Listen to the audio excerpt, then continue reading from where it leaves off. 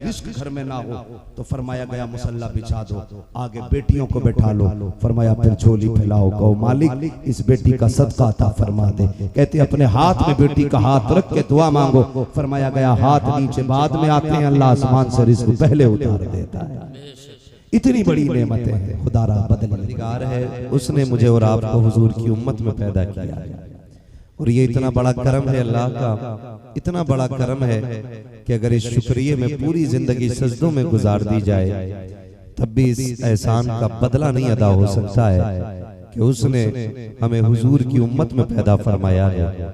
हुजूर की उम्मत में पैदा होने का सबसे बड़ा फायदा तो ये है कि हुजूर की उम्मत आई सबसे बाद में है दुनिया में, और जन्नत में सबसे पहले दाखिल की जाएगी।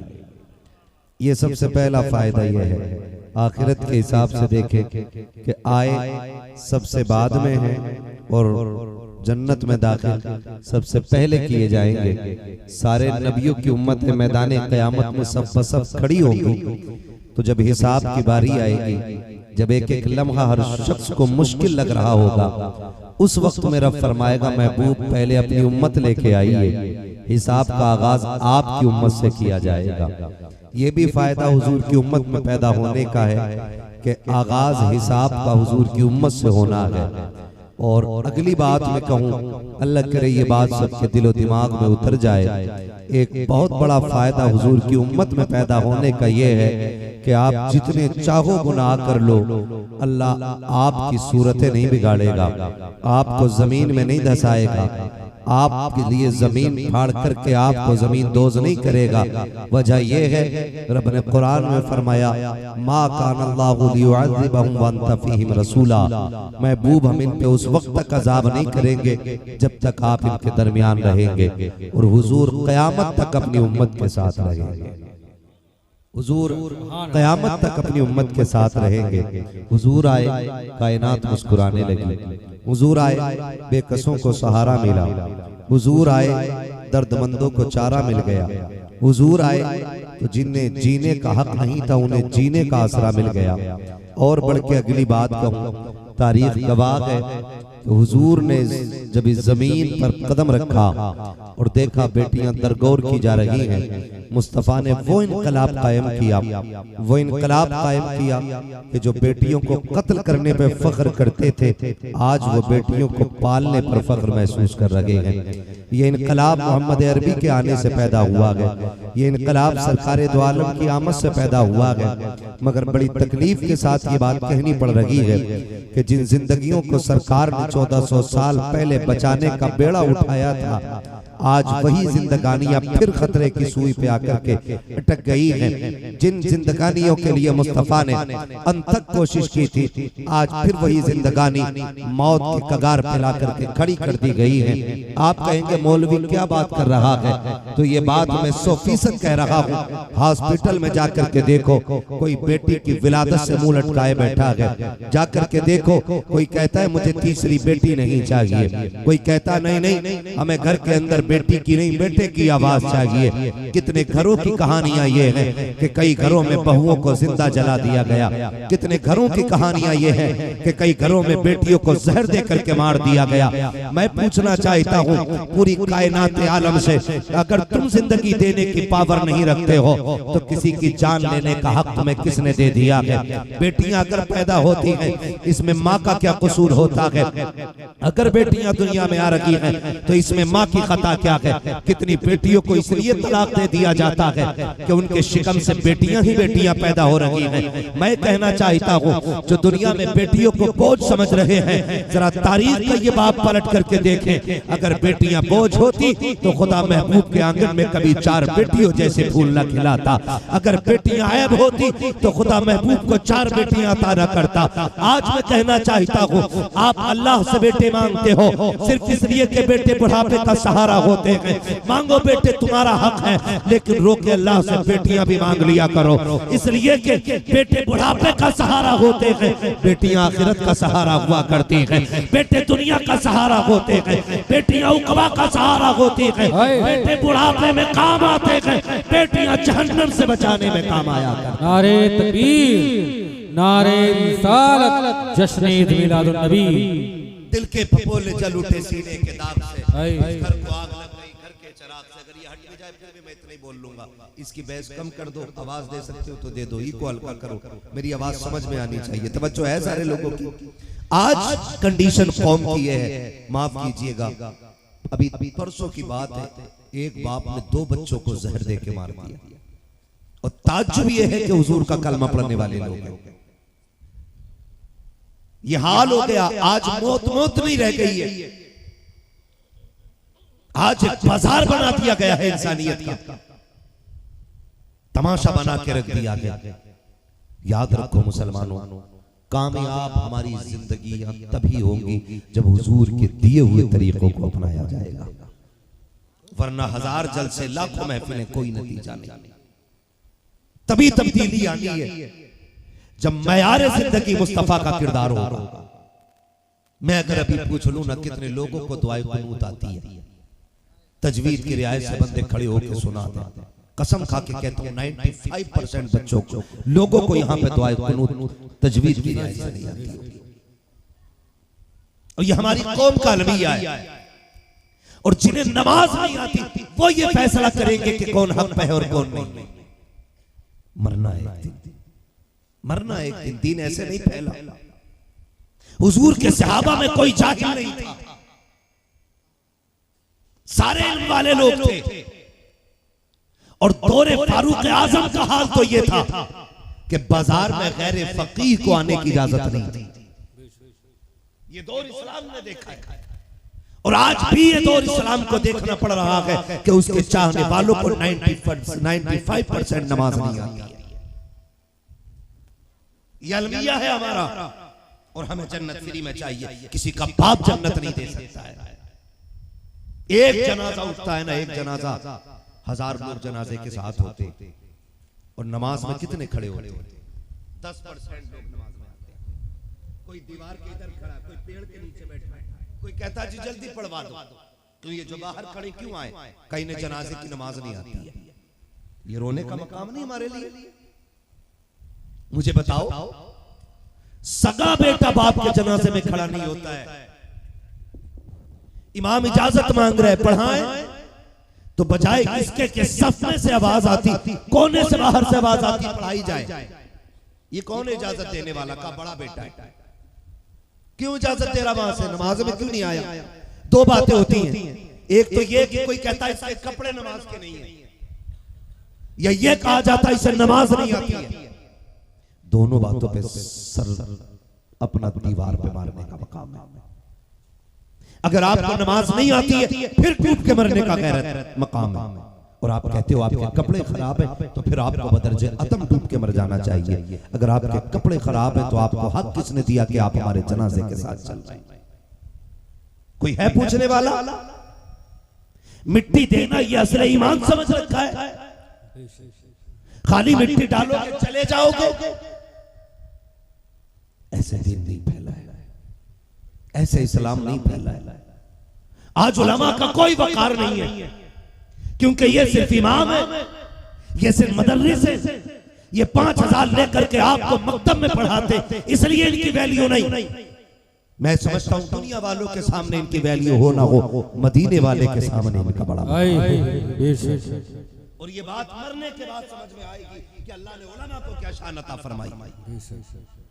जब मेरा नबी मदीने तशरीफ लाया हिजरत करके, बड़े बड़े अमीर खड़े थे चौखट पे, रागों में पल के बिछाए खड़े थे।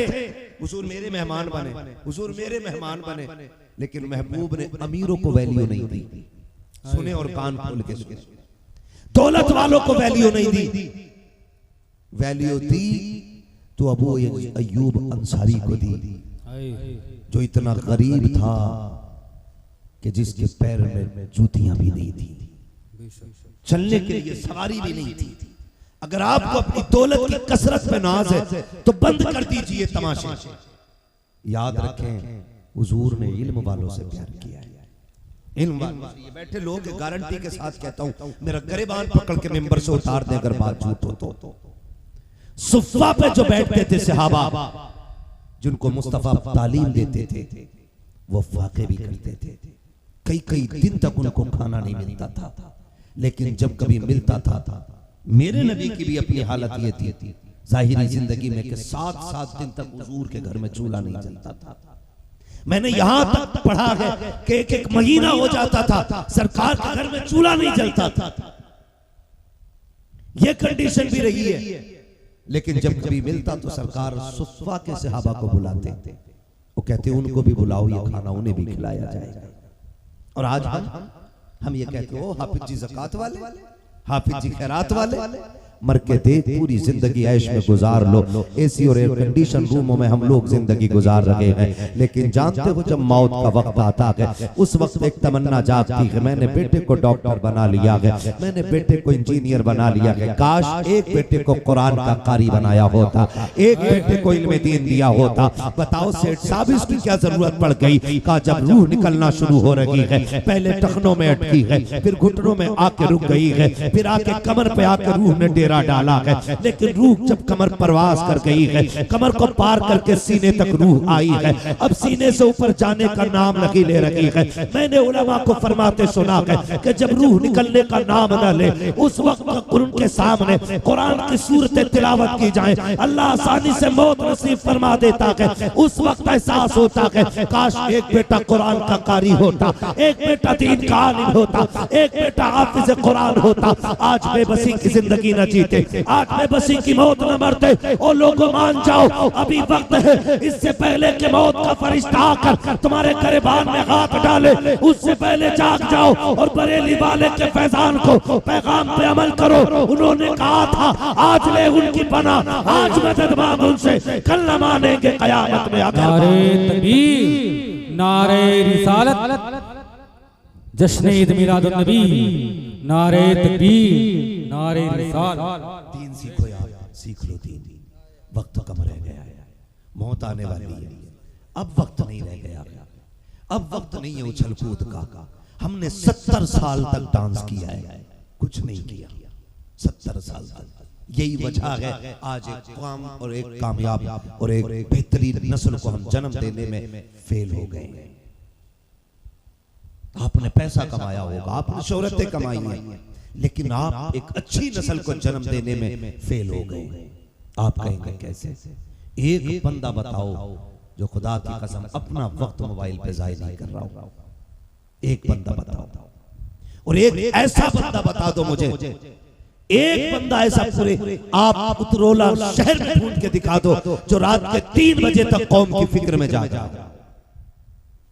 एक बंदा नहीं दिखा सकते, क्योंकि हमने नस्लें बढ़ाई हैं, नस्लें बनाई नहीं है, बनाई नहीं है हमने। मैं अगर ये कह दूं मुझे देखकर जहन्नम को भी आ गया पसीना, तो शायद आदम मजमा खड़े होकर दाद दे दे। लेकिन अगर मैं खुद से पूछ लूं बता मर रब्बु का मां दीनु का, इसकी तैयारी भी तेरी मेरी है कि नहीं? किसी के पास कोई हिसाब नहीं है। बदलो अपने आप को यार, एक अच्छे मुआशरे को तश्कील दो, एक संजीदा और महज़ब कौम बनिए। आज मेरी कौम का नौजवान अगर बाइक पे बैठता है ना तो 80 से नीचे उसकी सुई नहीं जाती, यूं कट मार के निकलता, लोग देख के पहचान जाते हैं मुसलमान ही होगा। ईद बकरीद पे हमारी गाड़ियों की टंकियां फुल होती हैं और हमें मौत की फिक्र नहीं होती। सबसे ज्यादा बिना हेलमेट के जो कौम चलती है वो मुसलमानों की कौम है। सबसे ज्यादा जो रूल तोड़ के चलती है वो कौम मुस्लिम है। आपको लग रहा होगा ना मेरी बातें बुरी हैं, लेकिन नहीं, मैं आपको बताऊं, मैं नेपाल तकरीर करने के लिए गया, एक IAS ऑफिसर था, उसने आके मुझसे बात की और उसने कहा एक बात बताई, आज आपसे सवाल यह है कि बॉर्डर पे जो नशे के साथ पकड़े जाते हैं वो सिर्फ मुसलमान ही क्यों होते हैं? ये सोचने वाला मकाम है, ये गौर करने वाली बात है कि हमारी नस्ल कहां आके खड़ी हो गई है। अगर हम समझाने पे आ जाए, हमारी कौम का जवान खड़े होकर कहता बियर ही तो पी है और क्या पी लिया है, ये तो एनर्जी ड्रिंक है, बियर पीने से क्या खराबी आ गई? मौलवी ये शराब नहीं। मैंने कहा सुन, शराब का एक कतरा अगर एक बाल्टी पानी में भी गिर जाए ना तो एक कतरा पूरी बाल्टी पानी को नापाक कर देता है। आप बात करते हो बियर की, आज मेरी कौम कहां नहीं डूबी है, मुझे बता तो सकी।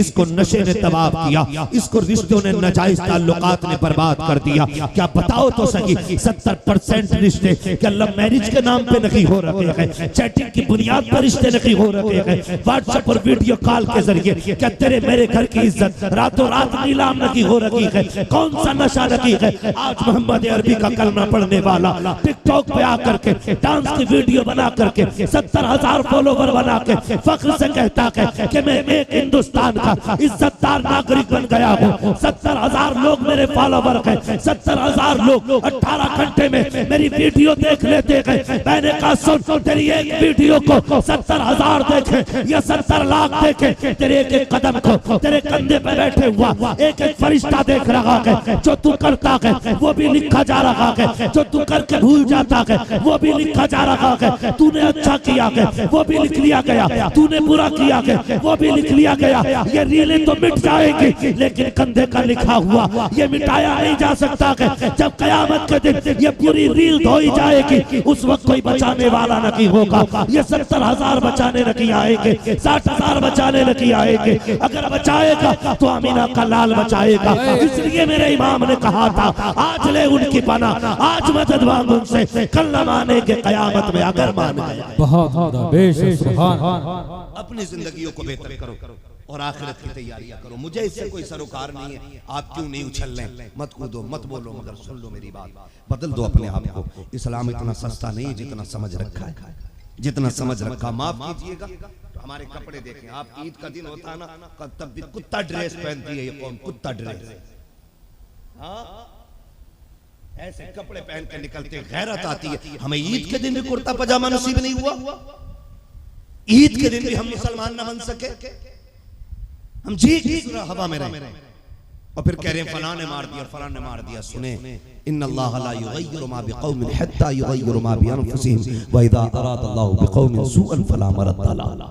ये मैं नहीं कह रहा हूं, ये कुरान कह रहा है, ये कुरान कह रहा है, ये मेरा ऐलान नहीं, ये कुरान का ऐलान है जिसे हम सब कहते हैं कौले मोहम्मद कौले खुदा। फरमान न बदला जाएगा, बदलेगा जमाना लाख मगर कुरान न बदला जाएगा।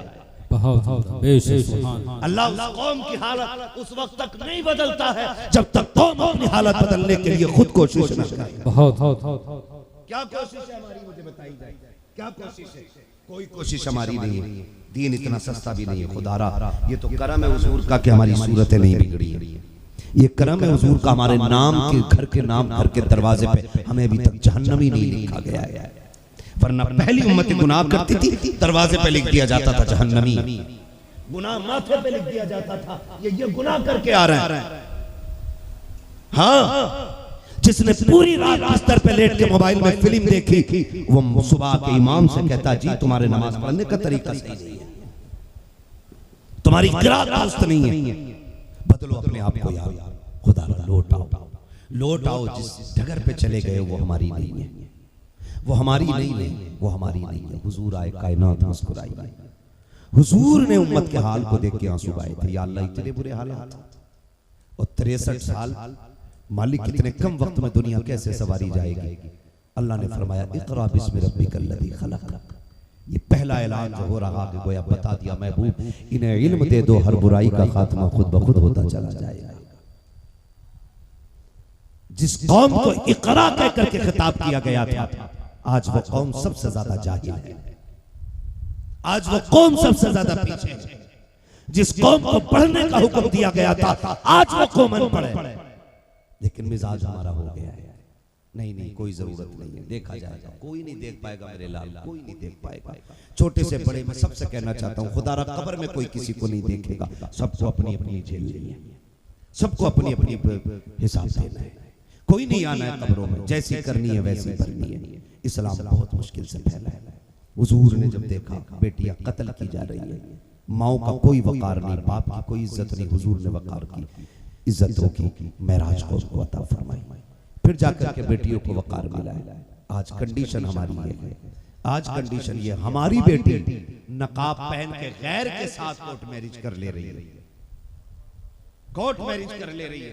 और कौम चीखती रह गई। मैं तो हैरत में पड़ गया ना। एक बाप पगड़ी लेके खड़ा हो बेटी से कह रहा, बेटी घर लौट चल, मेरी इज्जत का लिहाज कर, मैं तेरे पैरों पे पगड़ी रख रहा हूं। बेटी ने कहा, मैं कौन हूं तुम, मैं तुम्हें जानती नहीं। कौन हो तुम? मैं तुम्हें नहीं जानती। उसने कहा, मैं तेरा बाप। उसने कहा, मेरी सफेद दाढ़ी का ख्याल कर। उसने थाने के अंदर खड़े होकर कहा, इससे मेरा कोई लेना देना नहीं। ये कौम बनाई हमने। एक रात के नारे और कूदने से कुछ नहीं होने वाला है। साल में एक बार कूद लेने से कुछ नहीं होगा। एक एक लम्हे के लिए तैयार होना पड़ेगा। खुदा की कसम, अगर हम बेदार होते, हमारी बेटी में ये जरूरत नहीं थी कि वो पगड़ी बाप की ठुकरा के कह देती, तू कौन है, तुझसे मेरा कोई रिश्ता ही नहीं है। कल की बात है, कल की एक खेत में एक बच्ची की लाश मिली है। फिर से हो क्या गया है, हम एक अच्छी नस्ल नहीं बना पा रहे। हमारे होटल भी बड़े बड़े, हमारे मुंबई और पुणे में रहने वालों की इमारतें भी बड़ी बड़ी हैं, लेकिन इस कौम ने आज तक बेटियों के लिए महज़ब इदारे नहीं बना सके। ये सोचने वाली बातें, सोचने और रोने वाली बातें। वो बेटी के जुमले थे, का तू कौन है, मेरा तुझसे रिश्ता ही कोई नहीं। एक आज की बेटी है, एक कल की बेटी है। तुम्हें बताऊं कल की बेटी की कहानी, बर्दाश्त करोगे? कल की बेटी की तारीख का ये बाप पलट के देखो। मोहम्मद बिन कासिम का दौर है। तो जो है सारे लोग, चल लूं आगे, बुरा नहीं लग रहा है ना? लग तो रहा है बुरा। सोच रहे होंगे मौलवी जन्नत बांटने बुलाया था, ये तो छीनने के चक्कर में लगा है। मुझे पता मेरे बेटे जन्नत सस्ती नहीं है। अगर कोई फ्री बांट रहा हो तो मुझे भी उसका नंबर दो, मैं भी परिवार वालों के नाम करा लूं।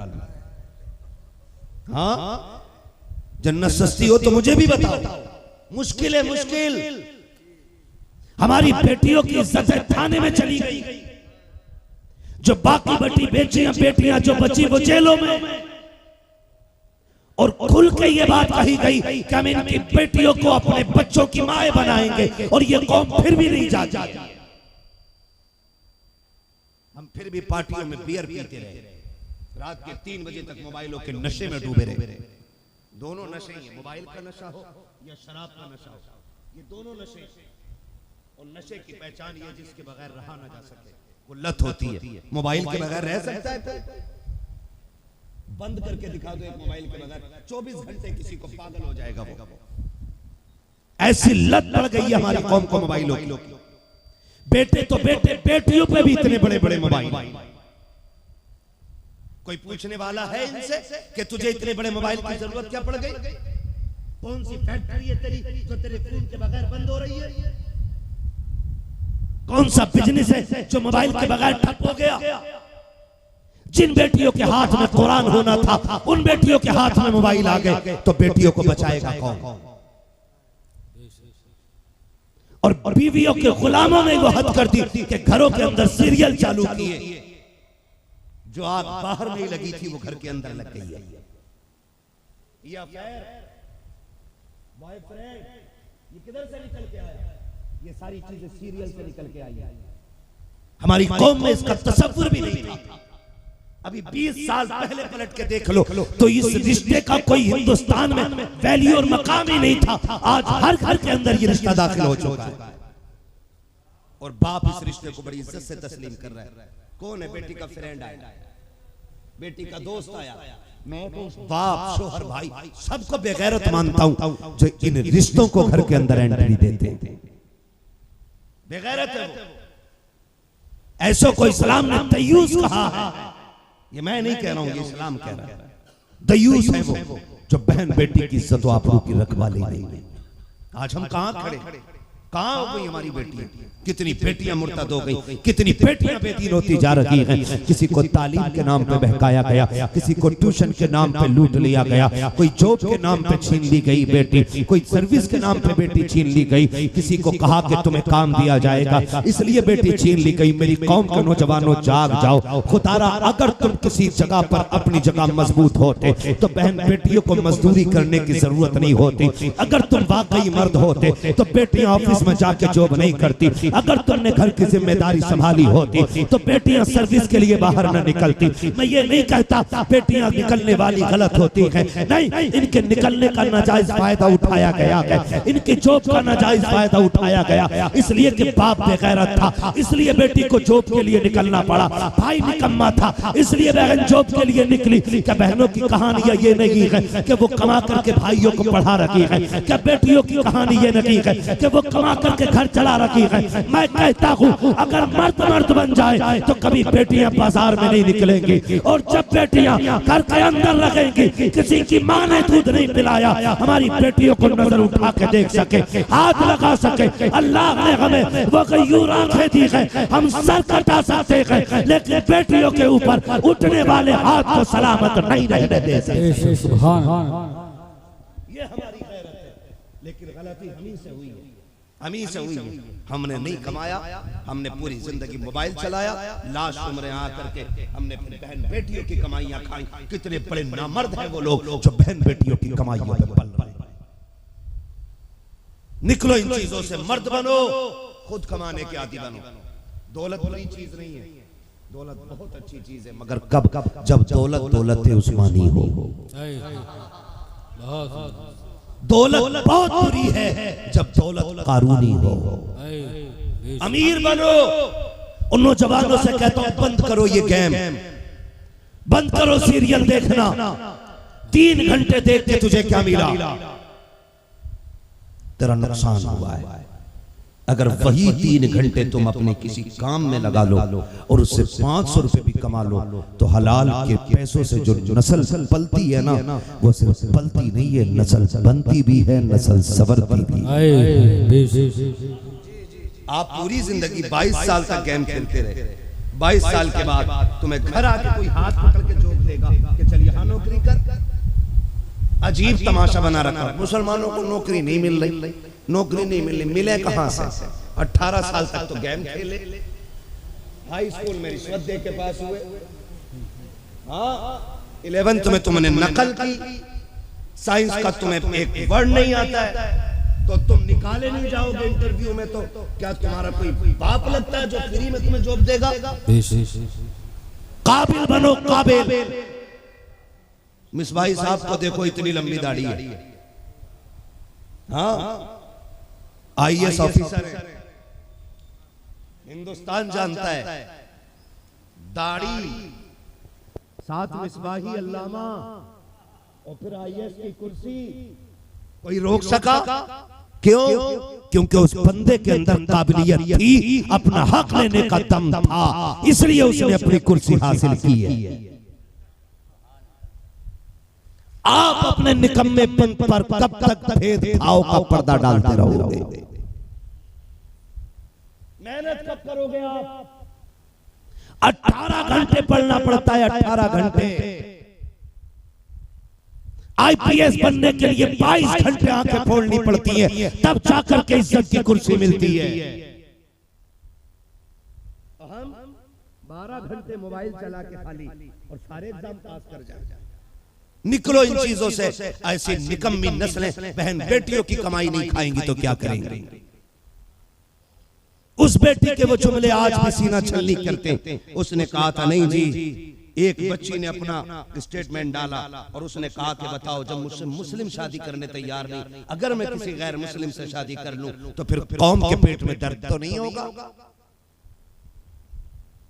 ये कौन जवाब देगा कयामत के दिन? मौलवी क्या? हर बंदा इस सवाल का जवाब दे होगा कयामत में कि एक बेटी गुर्बत की वजह से बैठी रह गई, और जब किसी ने नहीं अपनाया पेट पालने के लिए वो गैर के बिस्तर पे जाकर लेट गई। बताओ कहां जाकर के अपनी दौलत का हिसाब दो गया? कौन करेगा इस दर्द की बातों को? ये बातें कड़वी भी लगती हैं, बुरी भी लगती है। मान जाओ भाई यार, मान जाओ। निकाह इतने सस्ते कर दो कि हर बेटी के सीने में उम्मीद की किरण जाग जाए। ब्याह इतने आसान कर दो, गरीब से गरीब की बेटी ये कह सके शुक्र अल्लाह ने हुजूर की उम्मत में पैदा किया। जहां दौलत देख के नहीं, किरदार देख के बहू बनाया जाता है। करो तो ऐसे, लेकिन माफ कीजिएगा, गरीब की बेटी शरीफ होती है, 1000 ऐब निकाल कर ठुकरा दी जाती है। अमीर की बेटी बदचलन भी होती है तो दौलत का पर्दा डाल के घर की बहू बना ली जाती है। एक ऐसे रिवाज को हमने चलन दे दिया। एक ऐसे दौर में हम आ गए हैं कि दौलत ही सब कुछ हो गई है। पैसे ने कहां से कहां लाके खड़ा कर दिया। लोगों की जिंदगी का सौदा पैसा कर रहा है। मैं आपसे अगर बात करूं, हर कोल्ड ड्रिंक से लेकर के स्टिंग तक आप जितने भी फास्ट फूड उठा के देख ले, आज पूरी दुनिया सोशल मीडिया पे चीख रही है कि कैंसर इससे हो रहा है, ब्लड प्रेशर हाई इससे हो रहा है, कोलेस्ट्रॉल इससे बढ़ रहा है, हार्ट अटैक इससे आ रहे हैं। लेकिन कोई रुक रहा है नहीं ना बनाने वाली कंपनियां बंद हो रही है, ना खाने वालों के मुंह रुक रहे हैं। जानते हो क्या, एक ऐसी नई चीजें लाई गई कि ऐसा जायका पैदा करो कि जिसका नशा इनकी जबानों को लग जाए। 10,000 जायके अल्लाह ने एक जबान के अंदर पैदा किए हैं। 10,000 जायके अल्लाह ने जबान में रखे गए। उन्होंने तलाश किए जायके, फास्ट फूड के अंदर डाले गए। फिर तुमने मौत को देखे बगैर मौत के सौदागर तुम बन गए। तुम पैसा खर्च करके तुमने उस मौत के सौदे को खरीदा, खाया, फिर बीमार बने, फिर उसी पैसे से तुम्हारी दवाइयां बनी, फिर वो दवाइयां तुम्हारे लिए जहर बन गई। एक पैसे के लिए इंसान का कातिल बन गया है।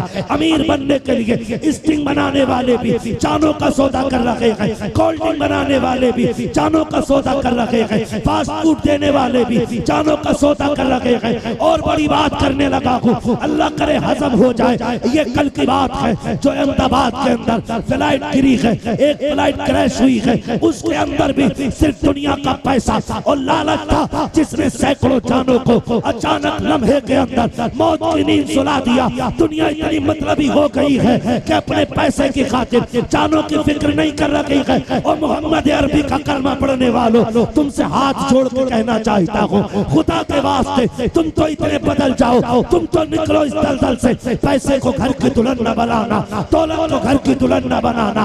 अगर दुल्हन बनाना है, कनीज़े फातिमा को दुल्हन बनाओ, शरीफ बेटियों को दुल्हन बनाओ। खुदा की कसम, जब जमीन अच्छी होती है तो फसल अच्छी होती है, माँ अच्छी होती है तो फसल अच्छी होती है। बेशक, सुभान अल्लाह, सुभान अल्लाह, सुभान अल्लाह। अपने घरों के अंदर अच्छी लड़कियों को लेके आइए। और ये जो आग लगी है ना डिमांड वाली, यहाँ तो नहीं मांगते हैं 5-10 लाख, मांगते तो नहीं है यहाँ, डिमांड तो नहीं है पैसे की, होगी जहेज की डिमांड। हाँ वही ना, वही तो तरीका है। ऐसे पकड़ लो और या फिर ऐसे पकड़ लो, बात तो वही है ना। पकड़ा तो कहाँ नहीं गया है जहेज के नाम। अजीब बेगैर की होती है, लिस्ट बना के देखो जरा, ये देख लेना, कुछ नहीं है, बस ये छोटी सी लिस्ट है। ये छोटी सी लिस्ट बेटी वाले की कमर तोड़ देती है। बेटी पालना खुद में बड़ा मुश्किल काम है यार। क्या उसने कम किया है कि एक बेटी 18-25 साल की पाल के तुम्हारे हवाले फ्री में कर रहा है? क्या ये उसका एहसान नहीं है? ऊपर से उस पे 10-20 लाख का कर्ज करा करके उसकी बेटी लेके आ रहे हो और कह रहे हो हम रसूलुल्लाह के जन्नत रसूलुल्लाह की। कयामत में पता चलेगा कि होगा हिसाब कैसा है। धोखे में मत रहना। अगर कोई तुम आईना दिखा गया है ना कि जन्नत तुम्हारे बाप की है, तो शीशे के आगे खड़े होकर पूछना अपने आप से, क्या तू वही है जिसे मुस्तफा ने सिद्दीक की नजर में सांचा था? क्या तू वही है जिसे उमर की तरह सवारा गया था? क्या तू वही है जिसे उस्मान गनी बनाया गया था? क्या तू वही है जिसे मौला अली? फिर फैसला करिए, हम रसूलुल्लाह के जन्नत रसूलुल्लाह। धोखे में ना रहना, बहुत मुश्किल है। हिसाब तो बहुत बाद में होगा, रूह निकलने से काम शुरू होना है। अमल अच्छे होंगे, मौत आसानी से आ जाएगी। अमल खराब हुए ना, मैंने 3-3 दिन तक लोगों को तड़पते देखा है। अल्लाह ईमान वालों को खैर की मौत नसीब फरमाए।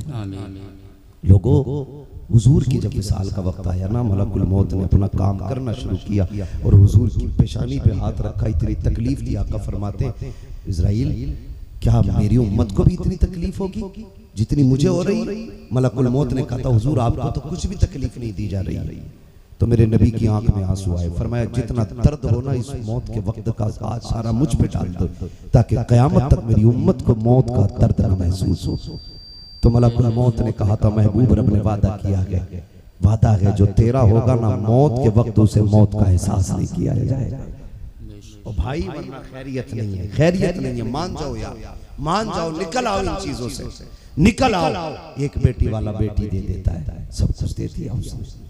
बेटियां जो होती है ना, जिगर का टुकड़ा होती है, आप कभी बताएं मुझे, जनाजे देखे आप? बोलो, जिसने देखे वही बोले जरा। देखे जनाजे? इतना न डरो कहीं पुलिस पकड़ के न ले जाए। वो जोर से बोलने वाला अभी तक जलसे में कोई मरा नहीं है। अगर आपको डर लग रहा जोर से बोले तो मर जाए। अगर ये डर नहीं है तो बोले जनाजे देखे? आपने बच्चियों के भी जनाजे देखे होंगे? आप मुझे बताएं। और फिर रुखसती देखी है बेटियों की, है ना? जब बेटी रुखसत होती है वो भी देखा है। आप दोनों को देखना, जब बेटी का जनाजा जाता है ना तो बाप उस दर्द के साथ नहीं रोता जिस दर्द के साथ बेटी की डोली पे बाप रोया करता है। ये देख लेना आप लोग, अल्लाह करे ये बात आपके दिलों में उतर जाए। बेटी के जनाजे पे बाप उस दर्द से नहीं रोता जिस दर्द से बेटी के डोली पे बाप रोया करता है। क्यों जानते हो? मरने पे एक सब्र है बाप को कि मर गई, अल्लाह के करम पे छोड़ दिया। अब ये मिट्टी के अंदर गई, अब कब्र कैसी बनेगी अल्लाह ही जाने, उसमें मैं कुछ नहीं कर सकता हूं। लेकिन जब बेटियों की डोलियां उठती है ना तो फिर बाप जनाजे से ज्यादा दर्द के साथ रोता है। कभी सोचा ना आपने बेटे वालों ये इस दर्द से क्यों रो रहे हैं जो कभी नहीं रोया, जो पूरी दोपहरी में बोझ कमर पर रख के ना 3 मंजिल पे चढ़ाता रहा लेकिन कभी रोया नहीं, जिसने लोगों की चौक में गालियां सुनी एक आंसू नहीं आया, जिसने लोगों के धक्के खाए रोया नहीं, जिसने लोगों की गालियां सुनी कभी आंख में आंसू नहीं आया। आज बेटी की रुखसती हो रही है, सारे मेहमान मुस्कुरा रहे हैं, ये बाप क्यों रो रहा है जानते हो? कभी देखो तो सही, जब बेटियां रुखसत होती हैं बाप कभी दीवार से लग के रो रहा है, कभी किसी पेड़ से लिपट के रो रहा है। खुदा की कसम बाप बेटियों की रुखसती नहीं देख पाते हैं। मैंने देखा है बाप बेटी की रुखसती पे इस दर्द से रोया करते हैं कि कलेजे फट जाया करते हैं। अगर पत्थरों के आंसू होते तो दीवारें भी उनका दर्द देख के रोने लग जाती। और बेटे वालों कभी बाप से पूछो क्यों रो रखा है तो बाप बताएगा जो बेटियां दफन हो जाती है बाप को सब्र होता है, लेकिन बेटी पे इसलिए रो रहा हूँ मैंने 18 साल सीने से लगा के पाला। और बेटो वालों तुम क्या जानो, जब मैं परदेश से पलट के आता था पूरा घर सोता था, मेरी बेटी मुझे जाग के मिलती थी। रात को 1 बजे भी आया, मेरी बेटी ने कहा अब्बा भूख लगी होगी, मैंने कहा हाँ बेटी जल्दी खाना ला दो। बेटी ने कहा अब्बा ठहर मैं तेरे लिए ताजी रोटी बना देती हूँ। इसने रात के सन्नाटे में जाग करके मेरे लिए ताजा खाना बनाया। ये कभी मेरे लिए थकी नहीं थी, जब भी मैं आता था तब मेरी खिदमत के लिए हाजिर होती थी। आज मैं इसलिए रो रहा हूँ, मैंने 18 साल इसे सीने से लगा के पाला। और लोगों जब मैं इसके लिए 150 का जोड़ा लाया तब भी ये मुझे सिपट के मुस्कुराती थी, जब मैं 300 का कपड़ा लाया तब भी ये मुझे देख के मुस्कुराया करती थी। आज मैं इसको अपने घर से जुदा कर रहा हूँ, अल्लाह जाने आज के बाद मेरी बेटी की जिंदगी क्या बनेगी। रोना इस बात पे आ रहा है कि आज तक मैंने अपनी बेटी को भले सूखे लुक़मे खिलाए हैं लेकिन बेटी को शहजादी बना के रखा था। मैंने अपनी बेटी को चटनी खिलाई थी लेकिन रानी बना के रखा था। आज पराए घर जा रही है, रो इस बात पे रखा हूँ लोग तो अमीर हैं पैसे वाले हैं लेकिन फिक्र ये सता रही है, ये सोच के रो रहा हूँ आज के बाद मेरी बेटी को लुक़मे पहले मिलेंगे या गुर्बत का ताना पहले मिलेगा। आज इस चीज ने रुला दिया कि मेरी बेटी को इज्जत मिलेगी या ठोकरों में रखा जाएगा। मैं रोज बात पे रहा हूँ मेरी बेटी का पेट पहले भराया जाएगा या गुर्बत का ताना पहले दिया जाएगा। बेटों वालों हाथ जोड़ के कहता हूँ तुम्हें खुदा का वास्ता किसी की बेटी की आंख में आंसू न देना, किसी की बेटी पे बोझ न बनना, किसी की बेटी को रोने न देना, वरना याद रखना बेटियां रोए तो बाप को खबर हो न हो, मदीने वाले रसूल पाक को खबर हो जाया करती है। और याद रखिएगा जब कयामत का दिन होगा मेरे नबी ने कहा है कि सारे लोग ताकत वाले एक तरफ खड़े होंगे, कमजोर एक तरफ होंगे, जालिम एक तरफ होंगे, मजलूम एक तरफ होंगे। और आका कहते हैं मैं मजलूमों के साथ खड़ा हूँगा। याद रखो जिधर मुस्तफा होंगे उधर खुदा की सारी खुदाई मुड़ती नजर आए। नारे तकबीर, नारे रिसालत, जश्न ईद मिलादुन नबी हजरत अल्लामा मुफ्ती हम्मद रजा साहब किबला नारे तकबीर नारे रिसालत सुभान अल्लाह सुभान अल्लाह। तेरे बेटे को ससुराल में एक बार दरी न बिछाई जाए, बिस्तर न बिछाया जाए, तू कुल कायनात सर पे उठा लेता। मेरा बेटा आया था, उसके लिए बिस्तर नहीं लगाया गया। तेरा बेटा बेटा और किसी की बेटी पैर की जूती, इतरा ले जितना इतराना है। अल्लाह क़यामत में हिसाब देगा, कोई बचाने वाला नसीब नहीं होगा। ये याद रखिएगा। हुकूकुल्लाह अल्लाह माफ करेगा, ठीक है ना। उसके अपने हुकूक है, वो चाहे तो सजा दे, चाहे तो माफ करे, लेकिन उसका ऐलान हुकूकुल इबाद में माफ नहीं करूंगा जब तक हिसाब रत्ती रत्ती का बराबर नहीं कर लूंगा। खुदारा ख्याल करना, बेटियां बड़ी नाजुक होती हैं और बहुत हसास होती हैं। इतनी हसास बेटियां होती हैं कि बाप का चेहरा पढ़ लेती हैं बेटियां। डिमांड ना करना जहेज की, क्या फर्क पड़ता है। कोई 50 लाख का जहेज दे दे, कब्र में साथ जाना है, बोलो बोलो, जहेज जाएगा कब्र में साथ, गाड़ी, एक आध गद्दा, तकिया, कोई बला जाएगा कोई कब्र में साथ, बोलो नहीं जाएगा ना, तो फिर ना मांगना। अल्लाह तौफीक देना, अपनी मेहनत से कमाना और अपनी मेहनत से कमा करके किसी गरीब की बेटी को अपने घर में ठिकाना दे देना। तुझे मरने में देर लगेगी, रब तेरी कब्र को जन्नत का ठिकाना बना डालेगा।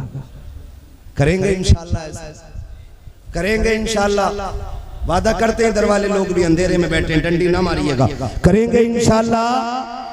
जहेज की डिमांड नहीं करेंगे। चंदी लोग बोल रहे हैं, अल्लाह करे उतरोला के इन अमीरों को भी अक्ल सलीम मिल जाए, है ना, ठीक है ना। करेंगे डिमांड नहीं करें। करवट में देखो कौन हाथ नहीं उठा रहा, समझ लेना नियत का खराब बैठा है। डिमांड करेंगे जहेज की, निकाह आसान करेंगे, बोलो इंशाअल्लाह।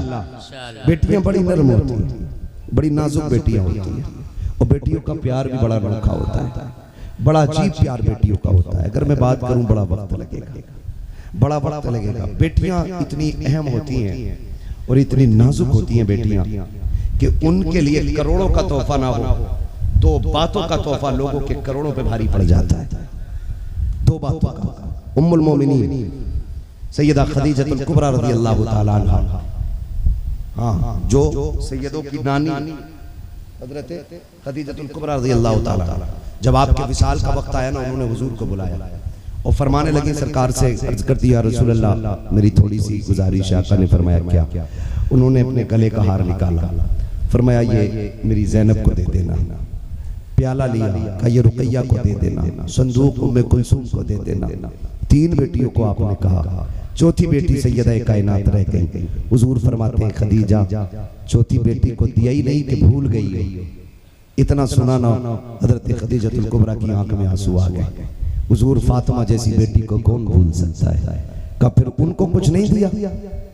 का क्या मतलब? का तुमने एक बेटी को गले का हार दिया, दूसरी को प्याला दे दिया, तीसरी को संदूक दे दिया, चौथी बेटी को कुछ नहीं देना? रो के कहती महबूब चौथी बेटी को आप दे देना। कहते हैं हुजूर मैं क्या दूं? फरमाया मेरी फातिमा को कभी रोने न देना।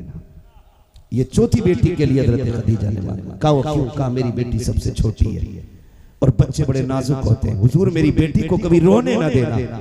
फिर मेरे नबी ने पूरी जिंदगी खातूने जन्नत की ऐसी परवरिश की कि कभी रोने नहीं दिया था, कभी रोने नहीं दिया था। रुखसती के वक्त भी मेरे नबी ने कहा था, फातिमा फातिमा, दरवाजे पे अकील आ गया, खबर आ गई, अली ने बुलाया है, रुखसती का वक्त है, बेटी जल्दी कर। कब्बा रोटी बना दूं? कहा नहीं, जल्दी उठो, ऐसे ही आ जाओ। बेटी ने हाथ भी नहीं धोए, आ गई। अब्बा ऐसे भी क्या जल्दी? कहा ये इसलिए कर रहा हूँ ताकि तेरी रोटी की दलील को, रोटी बनाने की ताखीर को दलील बना के लोग बेटियों को रुखसत करने में ताखीर न कर दे, इसलिए फातिमा मैं तुझे हाथ धोने की भी मोहलत नहीं दे रहा हूँ।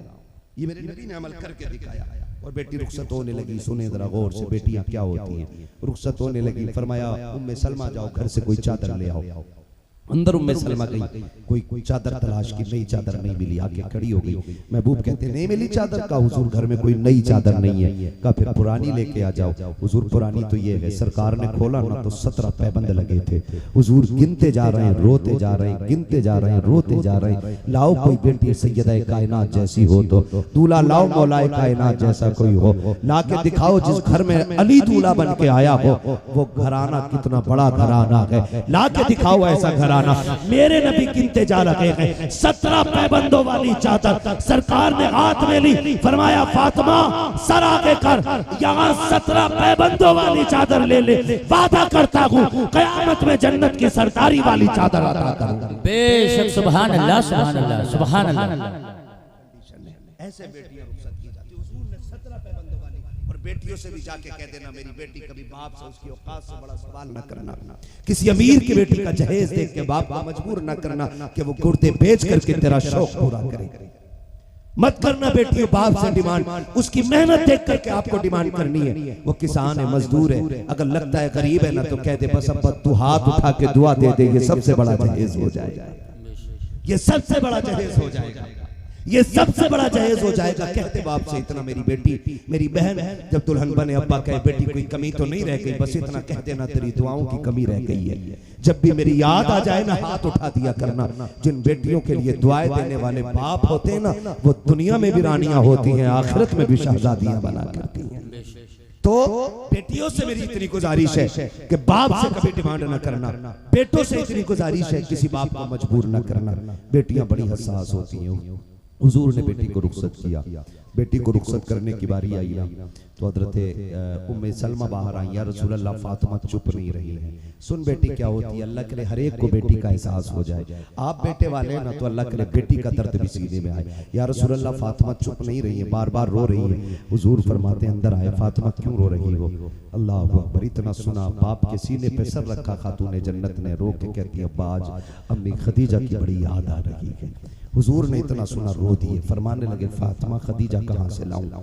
वो याद है मुझे जब बहुत छोटी थी तुम तुम्हारा हाथ मेरे हाथ में दे के कहा था मेरी बेटी को रोने न देना। फातिमा मैंने पूरी जिंदगी तुम्हें माँ का प्यार भी दिया है, बाप का प्यार भी दिया है, आज खदीजा कहाँ से लाऊं? अल्लाह अकबर, तारीख गवाह है। हुजूर ने बेटी को तसल्ली दी, फरमाया आज सारी दुआएं मेरी लेके चली जा। हुजूर ने बेटी को दुआ दी। और सुने जब बेटी इस इज्जत से घर से निकली ना, 17 पैबंदों वाली चादर थी और अली दूल्हा है, खुदा की कसम उनके घर में अल्लाह ने हसन हुसैन को जन्म अता फरमाया। बेशक सुभान अल्लाह। उसी घराने के अंदर ज़ैनब आई है। कौन ज़ैनब? अगर तारीख का ये बाप पलटो ऐसी बेटी नहीं मिलती है। ज़ैनब वो है कि जिसने सबसे कम उम्र में सबसे पहले कुरान हिफ्ज़ किया। सुभान अल्लाह सुभान अल्लाह। 6 साल की उम्र में सैयदा ज़ैनब ने कुरान हिफ्ज़ कर लिया था। कूफे की सबसे पहली मुफस्सिरा मुहद्दिसा को सैयदा ज़ैनब कहा जाता है। लोग खड़े कहा सुभान अल्लाह सुभान अल्लाह। लोग खुतबे की बात करते, यजीद के दरबार के खुतबे की बात करते। मैं तो कहता हूँ यजीद के दरबार का खुतबा क्या, अगर अली की बेटी बोले सारे फरिश्ते खामोश होकर उनके जुमले सुना करते। सुभान अल्लाह सुभान अल्लाह सुभान अल्लाह। खुदा की कसम तारीख गवाह है।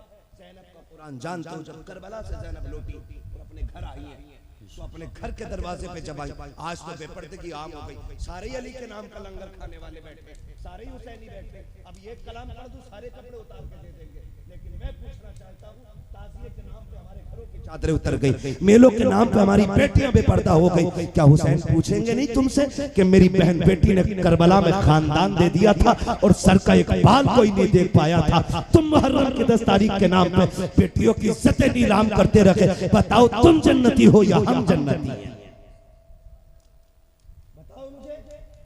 ये कंडीशन हमारे घर आने की। पढ़ो आप सैयदा ज़ैनब को आई, खानदान लुट गया करबला, बेटे चले गए, अपने ही दरवाजे पे आई। तो मुअर्रिखीन ने पर्दे पे बात करते हुए लिखा है, आप पर्दे में ऐसी मलबूस थी ना कि सर से लेकर पैर तक पर्दा था, और अपने दरवाजे पे जब आई ना तो बेटे के ना होने की वजह से अंदर जाने की हिम्मत नहीं हुई। दरवाजे पे बैठ गई, जैसे दरवाजे पे बैठी ना अचानक ना दरवाजे पे बैठी अंदर से बच्चियों के कुरान पढ़ने की आवाज आ रही थी। 2 बेटियां छोड़ के गई थी, अंदर से कुरान की आवाज आई। जैसी दरवाजे पे बैठी ना तो एक बहन ने कहा लगता दरवाजे पे कोई भिखारन आई है। अम्मी कह के गई थी कि जब कोई दरवाजे पे साइल आ जाए तो देर न करना। बड़ी बहन ने कहा जल्दी करिए पैसे लेके दे आओ। छोटी बहन दौड़ी पैसे किबाड़ खोला और मुट्ठी निकाल के दी, ले परदेसी भीख ले। आपने कहा मैं कोई परदेसी नहीं हूँ, भिखारन नहीं हूँ। कहा फिर कैसे बैठी हो? कहा तुम्हारा कुरान सुन रही थी, इतना अच्छा कुरान पढ़ती हो। तो जानते हो तारीख गवाह है, बच्चियों ने कहा था खातून काश तूने हमारी माँ ज़ैनब का कुरान सुना होता। ये बेटियां अपनी माँ से कह रही हैं काश तुमने हमारी माँ ज़ैनब का कुरान सुना होता। कहा कैसे पढ़ती थी तुम्हारी माँ ज़ैनब कुरान? कहा तुम्हें क्या बताएं, जब हमारी माँ ज़ैनब कुरान पढ़ती थी 18 भाई दरवाजे पे खड़े होकर तिलावत सुना करते थे। जब हमारी माँ कुरान पढ़ती थी खुद मौलाए कायनात छुप छुप के कुरान सुनते थे। इतना खूबसूरत कुरान पढ़ती थी कि फरिश्तों को भी रश्क आया करता था। तारीख गवाह है उनके कुरान का आलम ये था कि तिलावत जमीन पे होती थी, तज़किरे तिलावत पे अल्लाह के अर्श पे हुआ करते थे। सुभान अल्लाह सुभान अल्लाह सुभान अल्लाह। आज कुरान रास्ता देख रहा है कुरान पढ़ने वालों का, आज मस्जिदें खाली है, आज मेहराबें खाली है। आओ मैं तुम्हें बताऊं उसी घर में ज़ैनब पैदा हुई है, उसी घर में ज़ैनब पैदा हुई है। इतने पर्दे वाली ज़ैनब, इतने पर्दे वाली ज़ैनब, खुदा की कसम तारीख गवाह है कि करबला में 72 शहीद हुए हैं। 72। आप ना फिर शहर ज़ैनबिया तशरीफ ले आई थी, अपने शोहर के साथ वहीं रहने लगी। जब आपके विसाल का वक्त आया, बीमार बहुत ज्यादा थी, हजरत अब्दुल्ला इब्न जाफर तैयार आपके शोहर थे, कहने लगे खातून तबीयत ज्यादा अलील है, कहो तो डॉक्टर को दिखा लिया जाए, तबीब से मिलने। उन्होंने कहा तबीब के पास जाने की हिम्मत नहीं है। कहा क्यों? कहा हम बेपर्दा नहीं होना चाहते। तो हजरत अब्दुल्ला इब्न जाफर तैयार ने कहा था शरीयत इजाजत देती है बीमार हो जाओ तो तबीब के सामने पर्दा हटाया जा सकता है। कहने लगे ठीक है, ये वो शरीयत है जो कुल कायनात के लिए है, हमारी शरीयत इससे भी कहीं ज्यादा बड़ी है। कहा क्या? कहा ये शरीयत तुमने किसी किताब से पढ़ी होगी, मैंने शरीयत अपने भाई हुसैन से करबला में पढ़ी है। कहा क्या? कहा जब हुसैन आखिरी खुतबा देकर के मैदान करबला जा रहे थे तो मुझे बुला के कहा था ज़ैनब बहन जैसा अब तक सब्र किया है ना वैसा आखिर तक सब्र करना है। ज़ैनब मेरी शहादत पे भी ना कहीं हिम्मत न हार जाना, याद रखना बहन अब तक जैसे पर्दे का ख्याल किया है, तुम फातिमा की बेटी हो, ये पर्दा न छूटने पाए। का तुम तबीब की बात करते हो अब्दुल्ला, बात सुनो। अब्दुल्ला इब्ने जाफर तैयार, अकबर शहीद हुआ हमने पर्दा नहीं छोड़ा, असगर गए हमने पर्दा नहीं छोड़ा, ओनो मुहम्मद गए हमने पर्दा नहीं छोड़ा, अब्बास के बाजू कट गए हमने पर्दा नहीं छोड़ा, कासिम के टुकड़े हो गए हमने पर्दा नहीं छोड़ा, अकबर का कलेजा छलनी हुआ हमने पर्दा नहीं छोड़ा, हमारे भाई अकबर के हमारे भाई हुसैन का गला कटा हमने पर्दा नहीं छोड़ा, लाशों पे घोड़े दौड़े हमने पर्दा नहीं छोड़ा। अगर हम 72 के लिए पर्दा नहीं छोड़ सकते, अपने लिए पर्दा कैसे छोड़ेंगे? सुनो अब्दुल्ला, ये दुनिया को रुखसत है, वो डॉक्टर के लिए पर्दा खोल सकती है लेकिन हम फातिमा की बेटी है, हमारे लिए हक ये है जान तो दे सकते हैं लेकिन फातिमा का दिया हुआ पर्दा नहीं छोड़ा जा सकता।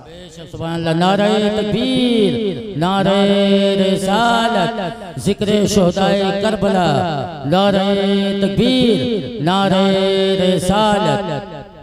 ओ मेरे भाई बस इतना करो, निकाह आसान कर दो, निकाह आसान कर दो। जश्न ईद मिलादुन नबी हुजूर आए, बेटियों का बोझ खत्म कर दिया सरकार ने। एक दिन कहा था मेरी फातिमा मेरे जिगर का टुकड़ा है, कुल कायनात आज बेटी को रहमत समझने लग गई है।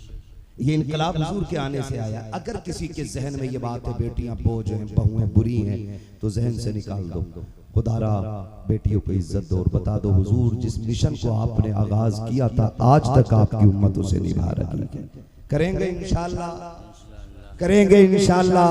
और आखिरी बात बता के बात खत्म कर लूं, बेटियां कितना बड़ा तोहफा है, बहनें बेटियां भतीजी, ये इतना बड़ा तोहफा है। फरमाया गया अगर घर में बरकत ना हो और फाके होने लग गए हो, भूख का ना आलम हो, और फरमाया गया रिस्क घर में ना हो, तो फरमाया गया मुसल्ला बिछा दो, आगे बेटियों को बैठा लो। फरमाया फिर झोली फैलाओ, कहो मालिक इस बेटी का सदका अता फरमा दे। कहते अपने हाथ में बेटी का हाथ रख के दुआ मांगो। फरमाया गया हाथ नीचे बाद में आते हैं, अल्लाह आसमान से रिस्क पहले उतार देता है। इतनी बड़ी नेमतें हैं। खुदारा बदली अपने आप को। बेटी बेटी होती है, चाहे अमीर की बेटी हो, चाहे गरीब की बेटी हो। यही मिशन मेरे नबी ने मक्के से शुरू किया था, आज तक चला रहा है। हर मोमिन यह अहद करे, हम बेटी को सताएंगे नहीं, बेटियों को रुलाएंगे नहीं। याद रखना, कभी कभी बेटियों के कारनामे बेटों से बड़े हुआ जाया करते हैं। बड़ा वक्त होगा अगर मैं इस पे बात करूं, बस इतना समझ लें कि तूफान नूह लाने से आखिर क्या फायदा, एक अश्क ही बहुत है अगर कुछ असर करे। बस मेरे बोलने में जो गलती खामी हो गई हो, अल्लाह हुजूर के सदक़े में माफ फरमाए और मौला करीम अपने महबूब के सदक़े में हमें बहन बेटियों की इज्जत करने की तौफीक अता फरमाए। हमें एक अच्छी नस्ल बनाने की अल्लाह तौफीक अता फरमाए। हमारे नौजवानों को अल्लाह बेहतर रोजगार अता फरमाए। बस जो हुए गलत उनको माफ फरमाए रब्बे कायनात। जिंदगी ने दिया साथ, फिर होगी मुलाकात, चमन रहा फूल खिलेंगे, जिंदगी रही फिर मिलेंगे। मुसाफिर हैं हम भी, मुसाफिर हो तुम भी, किसी मोड़ पर फिर मुलाकात होगी। फकीरान आए सदा कर चले, सदा खुश रहो ये दुआ कर चले। ये जलसे नूर जिंदाबाद, अराकीन कमेटी पाइंदाबाद, वमा अलैना इल्लल बलाग। अस्सलामु अलैकुम व रहमतुल्लाहि व बरकातहू।